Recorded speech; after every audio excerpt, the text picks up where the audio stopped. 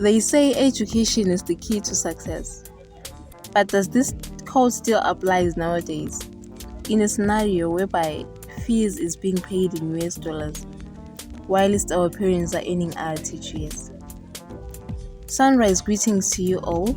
Welcome to the Girls Table podcast, a platform where we talk about different issues that affect young women in our communities. My name is Nicolla Jubane, and today I'll be talking about the tertiary fees that is being paid in US dollars, whilst people are earning RTGS. With me here is a student from Lupane State University, Angela Ngobe. Angela, thank you so much for coming.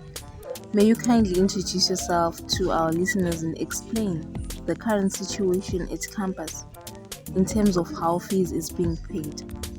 In a situation whereby it's a week and you're still not at school because a certain amount is needed to be paid at school before you start.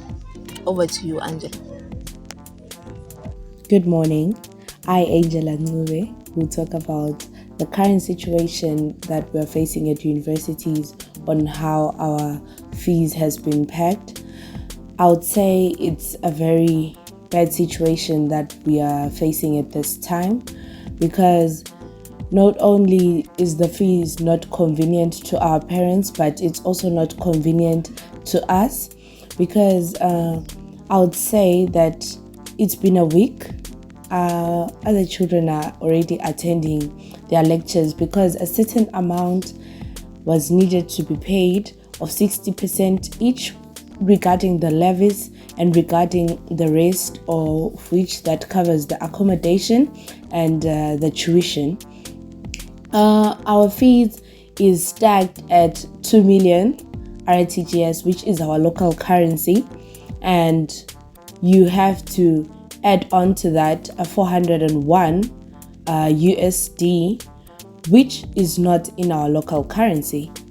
So that at this point states that I have to stay another 2 weeks or maybe forever at home, whilst others are attaining the necessary education that is needed for them to move forward. That's very sad, Angela. Imagine you have to stay at home until the amount that is needed. It's very sad. So what does that mean for someone who is saying, Mina abazali bami, they are vendors. My parents are not in the diaspora, they are not earning much. My parents are hustlers, but pushes kaniga. So what does that mean for someone olabazali abanjalo? Because you find out we come from different backgrounds. Yes, we have them, the children abama ministers, soksiba labanye, the low class. So since now fees is being paid in US dollars, what does that mean for someone? Otiena, my dad is not working. Oti, I'm raised by a single mother who is a vendor.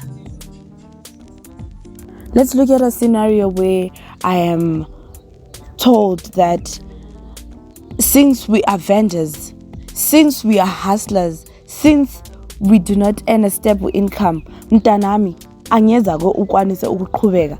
Well, this is a very painful and yet words that you wouldn't want to hear whilst attending maybe your final year, being told that your brother is to continue and yet you are to sit at home and maybe look for a job which you wouldn't find to cater for what you would want at the end of the day.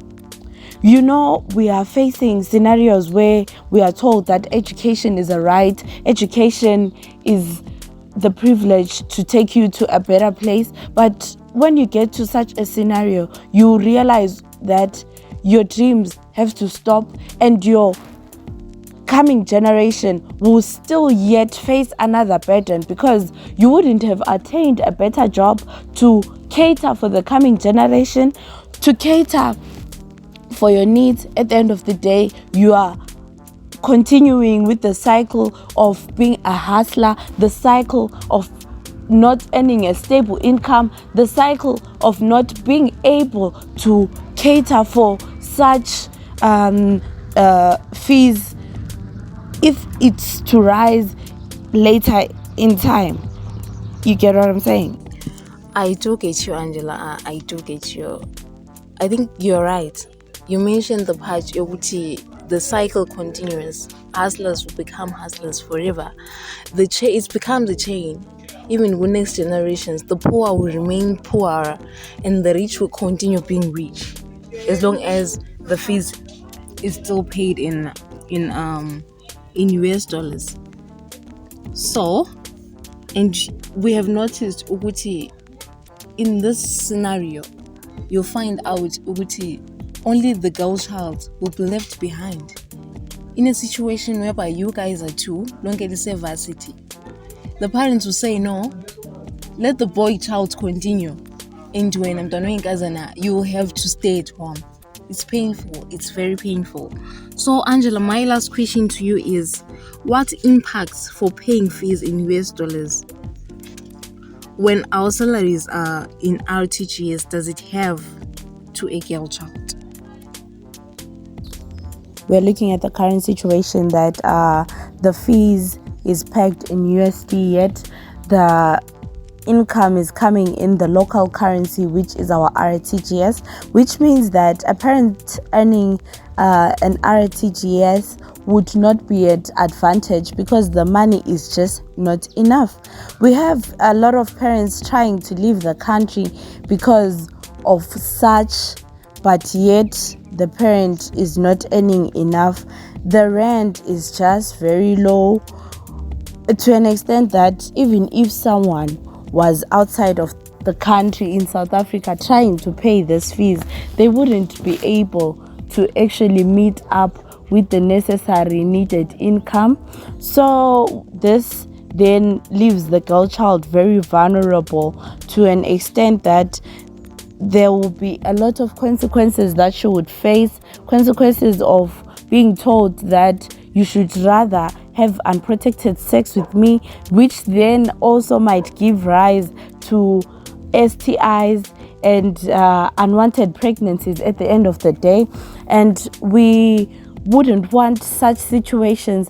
Hence, we urge the government to then maybe give us grants at least, and we have student loans that cater for students that are really in need, and we would like that maybe we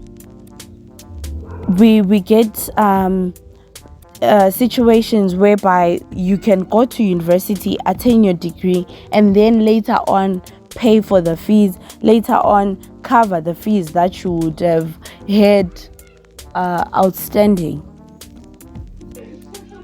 It's really a depressing situation for most students. At least if the government can at least give them grants or student loans. Thank you so much, Angela, for coming. It's a wrap from Nicolla Jubane in the Girls Table. Thank you so much for listening till the end. Do follow our social media pages for more.